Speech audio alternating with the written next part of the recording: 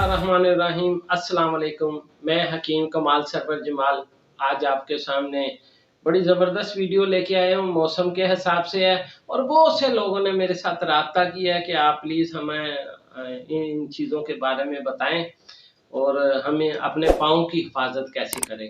ख़ासकर आपको पता है शुगर पेशेंट के लिए तो ये बहुत ज़रूरी है कि वो अपने पाँव की हिफाजत करें। और सर्दियों के मौसम में अक्सर उनके पाँव सुन्न रहते हैं और उनको जो बड़े मसले मसाइल होते हैं, तो ये शुगर पेशेंट के लिए बड़ा बेहतरीन है और जिनकी एड़ियाँ फट जाती हैं उसके लिए बड़ी बेहतरीन चीज़ है। तो आपने करना क्या है, एक सब्जी है उसका नाम है मूली। आप सर्दियों में बड़ी बेहतरीन है, आप सलाद उसकी बना के खाते हैं, पका के खाते हैं। आज मैं उसका एक नया रंग आपको बता रहा हूँ।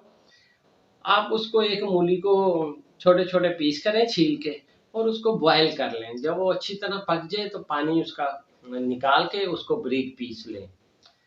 पीसने के बाद उसको ठंडा होने दें। फिर उसमें आपने क्या करना है, आपने उसमें या तो मोम उसके हम वज़न लेके उसमें डाल देनी है, या आपने वैसलीन डाल देनी है, या आपने उसमें बादाम रोगन डाल देना है, या आपके पास कुछ भी नहीं है तो सरसों का तेल डालें या तिलों का तेल डालें। उसको एक जान कर लेना है, मिक्स कर लेना है उसको अच्छी तरह से।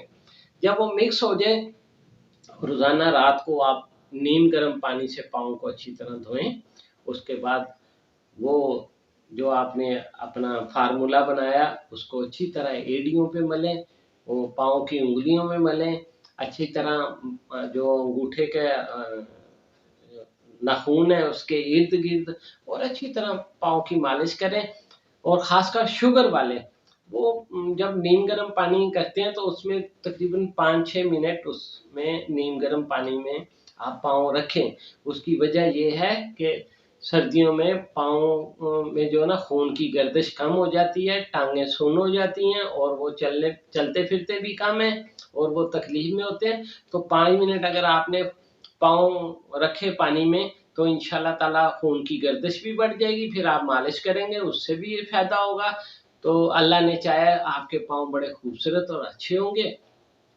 आप इंशाल्लाह 15 दिन ऐसे करें। मैं डेफिनेट आपसे ये बात कर रहा हूँ कि आपके पाँव बड़े अच्छे रहेंगे और आपकी सर्दियाँ बहुत अच्छी गुजरेंगी इंशाल्लाह ताला।